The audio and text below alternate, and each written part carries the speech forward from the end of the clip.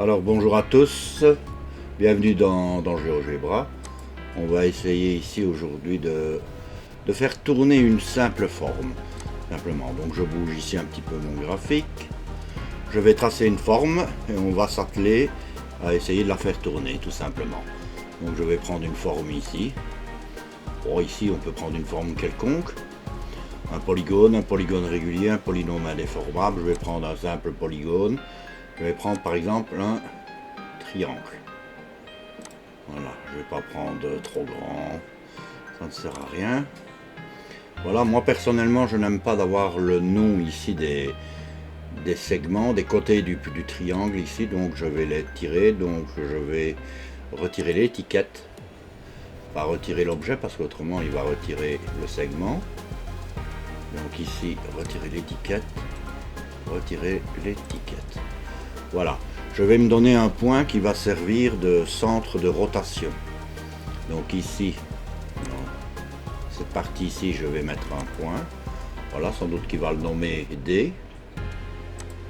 Voilà, et c'est ce point-là autour duquel je voudrais que tourne ici le triangle.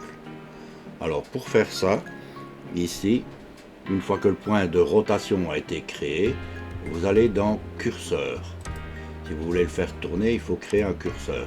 Il suffit d'appuyer sur curseur dans cette partie ici, comme je viens de le faire, et ensuite de cliquer une fois dans le graphique.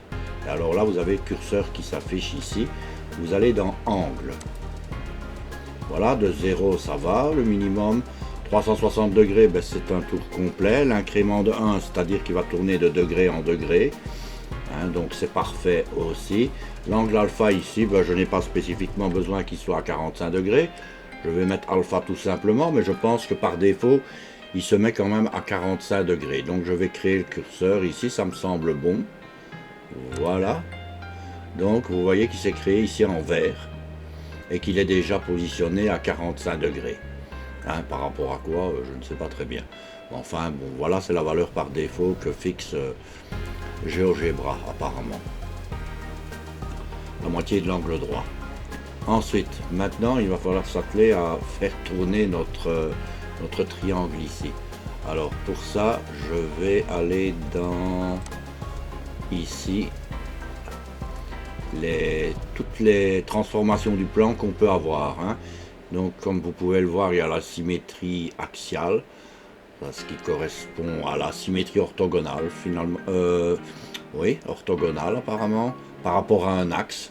Symétrie centrale, inversion. Ici, on veut une simple rotation. Vous avez aussi les translations et les homothéties qui consistent en des rétrécissements ou des agrandissements. Ici, on va prendre rotation et on voit qu'il faut donner l'objet à tourner, le centre de rotation et puis seulement l'angle. Donc, rotation, l'objet que je veux, c'est le triangle, je clique dessus. Au milieu, par exemple, c'est le plus simple. Le centre de rotation, c'est le point D que j'ai créé. Donc j'appuie dessus et il me demande l'angle. Et ici, ce que je veux, c'est l'angle alpha, l'angle qui est mis sur mon curseur. Donc je vais dans la petite machine ici que vous voyez ici à droite, là où je suis avec le curseur. Donc cette petite, comment on pourrait dire, clavier, je vais mettre ici alpha.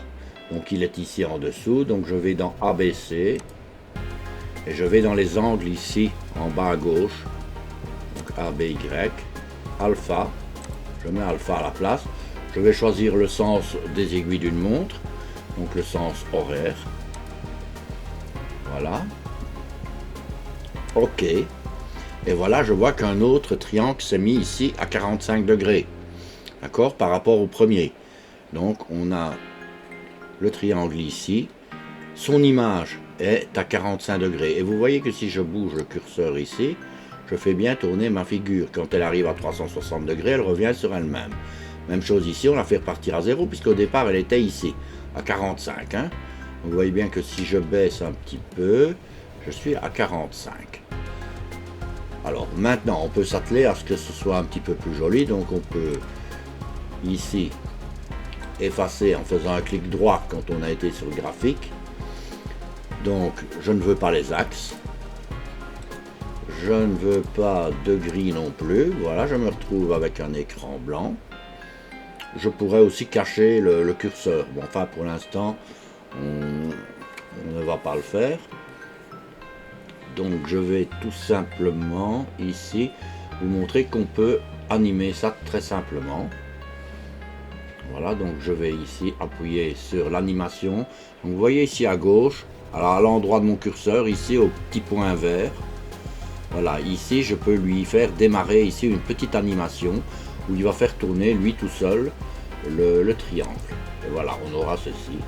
Et notre triangle se met à tourner avec une partie qui dépasse l'écran parce que j'ai pris trop grand, voilà, tout simplement.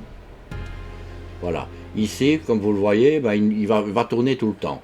Il va faire en alterné, hein, une fois dans un sens, une fois dans l'autre, et ainsi de suite. Donc on peut stopper tout ça, aller régler ça dans les paramètres et dire par exemple dans les propriétés, ici, je ne sais pas où ça se trouve, vous voyez, vous avez ici une petite flèche, là, et vous avez alterné, croissant, décroissant, une fois, vous pouvez choisir très bien une fois croissant.